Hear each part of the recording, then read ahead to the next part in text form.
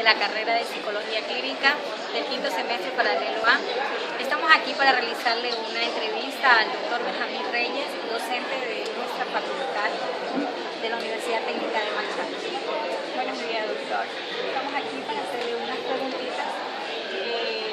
Todo lo que tenga relacionado a lo que es en sí la psicología, ¿no? Entonces, una de las preguntas que hemos seleccionado es ¿en qué se distingue un psicólogo de un psiquiatra? Bueno, el psiquiatra es un médico. Después de la formación de médico, toma la especialidad para trabajar con las patologías, con los desórdenes mentales, con los cuadros clínicos que alejan al individuo de un funcionamiento sano de su personalidad. El psicólogo es o debe ser un promotor de salud mental, un profesional que trabaja por fortalecer el lado positivo del ser humano, por hacer orientación psicológica. ¿Cuándo se sabe que un psicólogo es un buen profesional? Yo creo que esa palabra la tienen los usuarios de la psicología. Si la persona que recibió nuestros servicios vuelve a consulta, lo recomienda a usted, a familiares, amigos, es señal de que se ha sentido acogido, que ha sentido que su opinión es respetada, ha sentido que le han ayudado a encontrar un sentido a su vida, será un buen psicólogo. Ya. Usted como psicólogo, ¿cuáles han sido los casos más frecuentes que llegan a su consulta? Problemas de pareja. Definitivamente yo hago terapia de familia.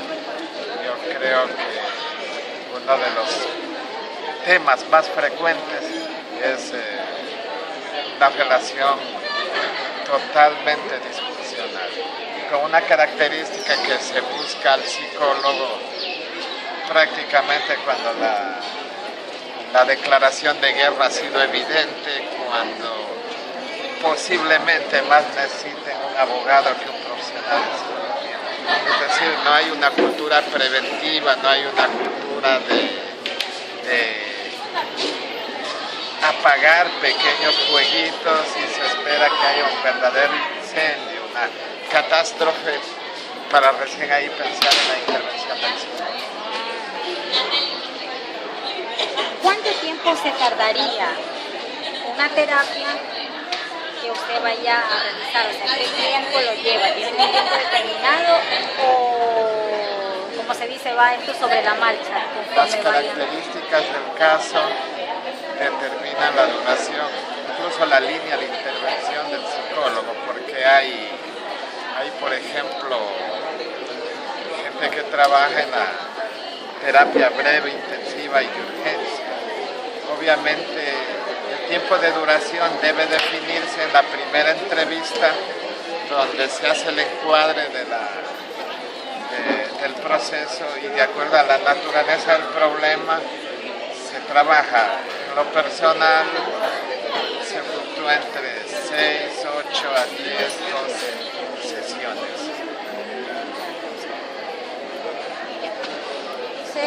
¿Qué es un test? Un test es un instrumento estandarizado para evaluar áreas de la personalidad del ser humano. Debe ser debidamente probado, confiable, adaptado a nuestra realidad, como que somos bastante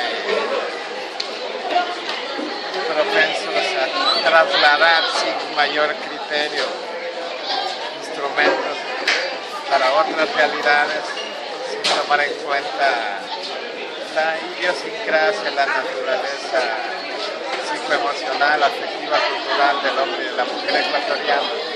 Yo creo, posiblemente yo desconozca, pero creo que son muy contados los trabajos serios en el país de adaptación de pruebas internacionales a la situación nacional. psicólogo puede cambiar a las personas? Si el psicólogo dice que cambia a las personas, está mintiendo. El cambio es un proceso que lo vive cada ser humano a sus propios ritmos. El ser humano, el psicólogo puede facilitar, puede ser, diría yo, es un compañero de viaje durante el proceso terapéutico que crea las condiciones para que el ser humano encuentre la mejor opción para el tema que le preocupa.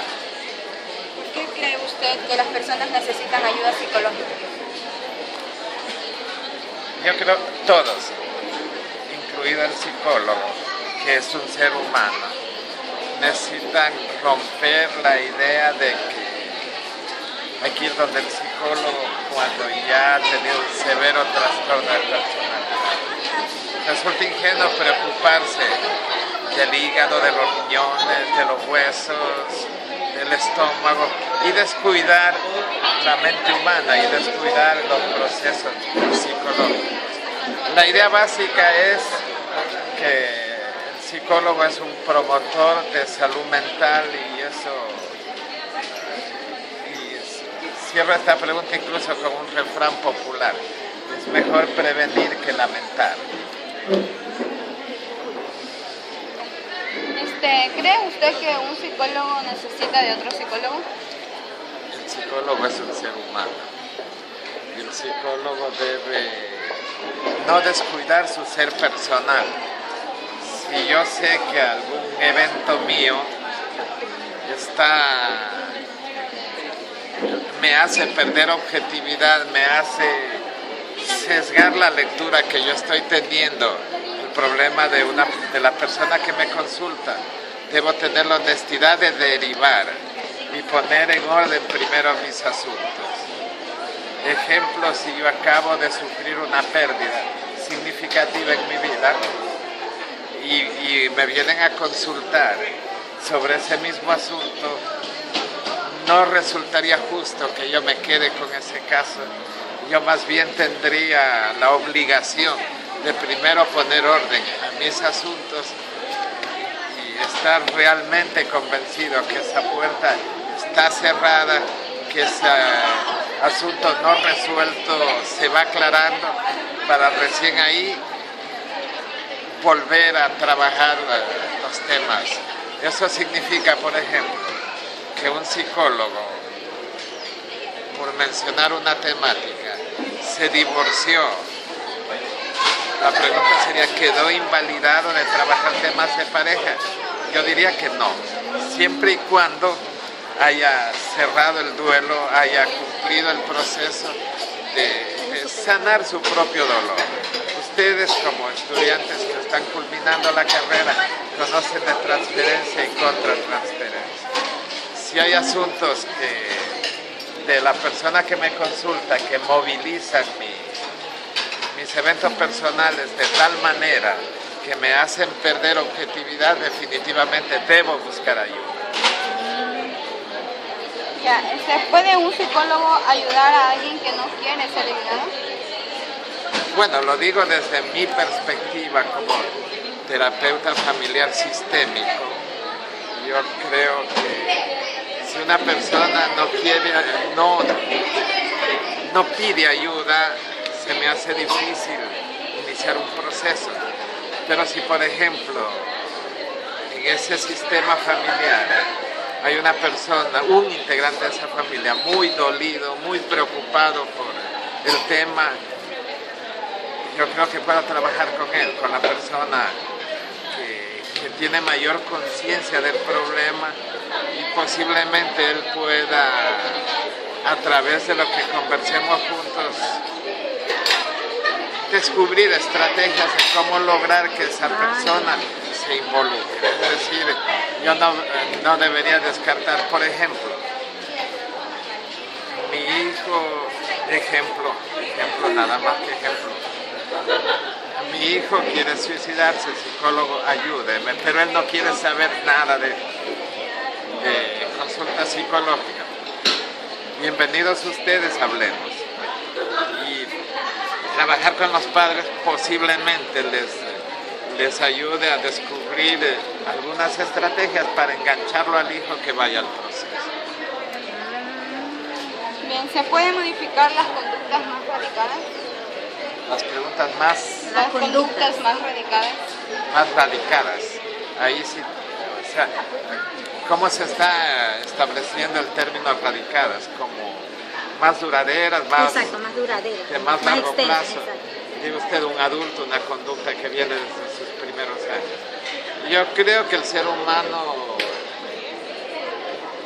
no cambia es cuando ya está en el cementerio. En cambio el ser humano siempre es posible. Depende que el entorno familiar y social y la propia motivación de enfrentar el evento que está viviendo va a ser la diferencia entre el que se queda en el mismo lugar o el que avanza y lo supera. Yo creo en ese sentido que el cambio en el ser humano siempre es posible.